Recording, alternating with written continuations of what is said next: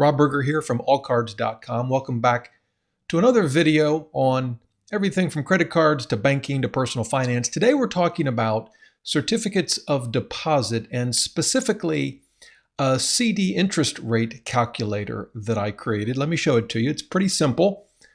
You'll find it in a couple of places on the site. I'll leave links below the video.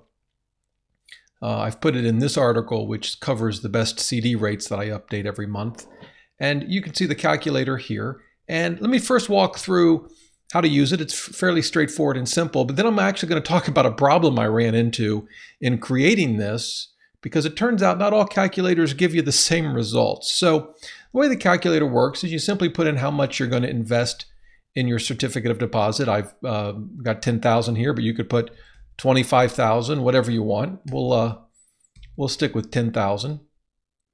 Then you select the CD term. I've got, I think, the most common CD terms here. If there are other terms that you might be interested in, there are certainly some 10-year CDs, but I think that's pretty uncommon. Leave a comment below in the video. Happy to add it. But this is what I've got, the sort of common CD terms. We'll stick with 3 months for the moment. And then you just put in the APY, that's the annual percentage yield. It's actually a little different than the interest rate. The interest rate doesn't account for compounding, and the APY does. Let me actually just show you that for a moment. We're going to come back to this page in a minute, but you'll see this is of Ally Bank that has its own calculator that we're going to look at in a second. But you can see its average percentage yield, APY, and in this case, it's 1.5% for a 5-year CD. So when you're determining the interest you're going to earn and you're looking at different CD products from different banks, you want to make sure you find the APY, which is usually pretty straightforward and easy to find. So in this case, since this is a 3-month, I think the average right now is about 0.5%. And so that's it. And then you just calculate, and it'll show you that your initial deposit, of course, is $10,000. Over the 3-month period, you'd make a whopping $12.48 in interest. And of course, it gives you your total. And it's that simple. And of course, you can change all of these things, go to 6 months, and I don't know, change this to say 0.75, and of course, it changes the results. Now, in creating this, I actually ran into a bit of a problem. I want to show you that. Let's go back to this example where we're doing 3 months, $10,000, 0.5% in annual percentage yield, $12.48. Now, I'm going to show you, we'll start with Ally Bank. Let's just move it over so we can compare these side by side. And we'll go to a 3-month CD just to keep things even. And we calculate it, and you'll see they've got the 0.5 annual percentage yield, $12.48, exactly what my calculator shows. So no problems there, except that now let's try a different calculator. Let's pull up one from CIT Bank. And if we do the same thing, 10,000, 3 months, and the same interest rate, and calculate it, you'll notice that it comes up with $12.51, 3 cents more. Now, you know, at first I'm thinking, well, who cares? It's 3 pennies.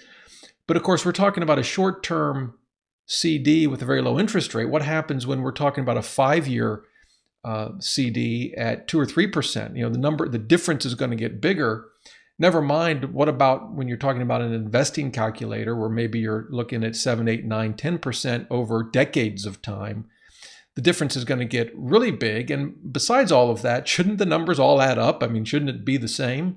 Well, it turns out that it depends on how you compound the interest. Is it compounded annually, quarterly, monthly, maybe even daily? You'll notice that CIT Bank gives you a choice here, how you want to compound it. And it's currently set at monthly. And when you compound it monthly, notice the APY jumps up, not by much, but it's 0.501%.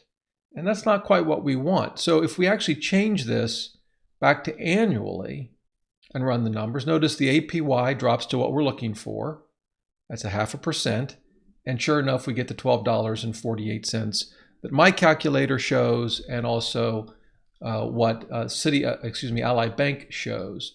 And so it's a point that I want to make that when you're using financial calculators, it's important to understand how they're compounding the return. If we go to daily, we get back up to that $12.51 that we saw before. Of course, again, it's only 3 pennies, but imagine this were $50,000 and it wasn't a 3-month CD, but a 5-year CD.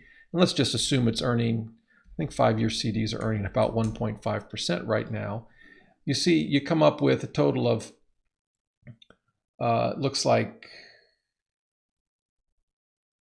$3,894.12. We'll come over, well, actually we can just use mine for the same calculations.